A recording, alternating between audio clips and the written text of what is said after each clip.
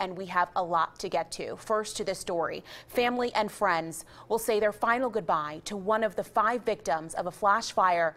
This was at a Jasper car dealership. It happened earlier this week. 39-year-old Jake Jennings died Tuesday from his injuries, leaving behind a fiance and 4 children.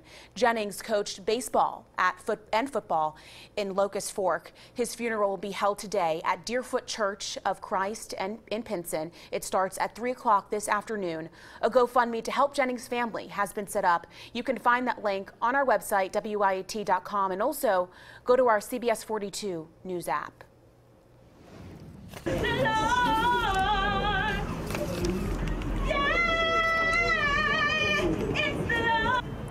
Another devastating story from this week. A family is also mourning the loss of a teen after she was killed in what deputies say is a case of domestic violence. Deshia Abrams graduated from Huffman High School just a month ago. Her friends and family gathered Friday dressed in her favorite color to remember her. The 19-year-old was found dead in the front seat of a car Monday morning, killed by her boyfriend in an apparent murder-suicide. Pastor John Cobb says last night was more than a vigil, but a reminder to the community of what really matters. You know, just being able to comfort this family and, you know, let's just all come together. There's so much going on that I believe that if we all come together, we can demise some of this. Much of the vigil remained quiet as family members comforted one another. Over to this now. President Donald Trump travels to Miami to announce his revised policy on Cuba. The president is rolling back part of the Obama administration's re-engagement policy, including prohibiting transactions with businesses controlled by the Cuban military, including many hotels, banning individual travel, meaning Americans could only go to Cuba with a tour group, and holding the regime accountable for oppression.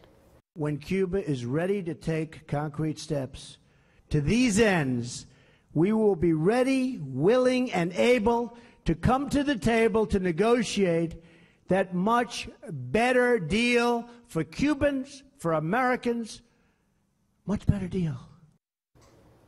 A White House official says it could take months for the new rules to kick in. Much of Obama's policies will stay in place for now, including diplomatic relations. Well, meanwhile, the Cuban government fires back. We know they rejected what it calls the hostile rhetoric of President Trump's speech. Cuba says it's willing to continue respectful dialogue with the U.S. Little Havana, which is a section in Miami, Florida, was the site of several protests against the president during his trip to South Florida. Their regression to the past, to the policies of the embargo and economic restrictions that ultimately hurt the average Cuban. Cuban President Raul Castro's administration says Trump's speech recalls times of open confrontation, but Cuba says the last 2 years show the countries can cooperate in a civilized way. Well, as President Trump announced the new Cuban policy, the investigation into Russian meddling gets closer to home for President Trump.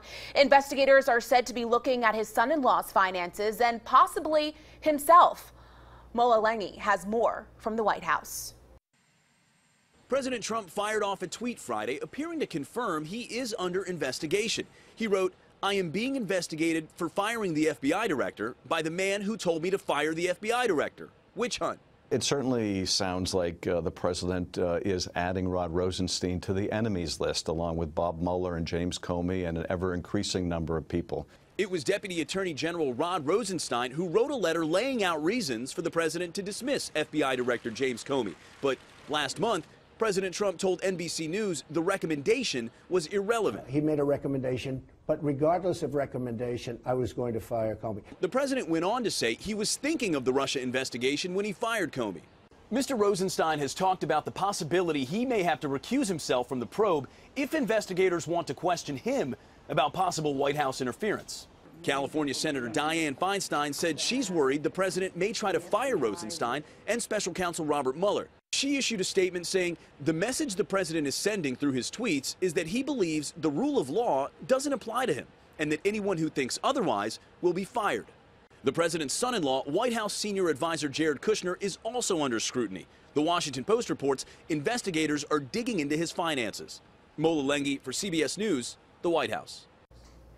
All right, thanks so much, Mola. We know that the Justice Department says Rosenstein has no plans to recuse himself. Meanwhile, Vice President Mike Pence has also decided to hire a lawyer as the Russia probe expands.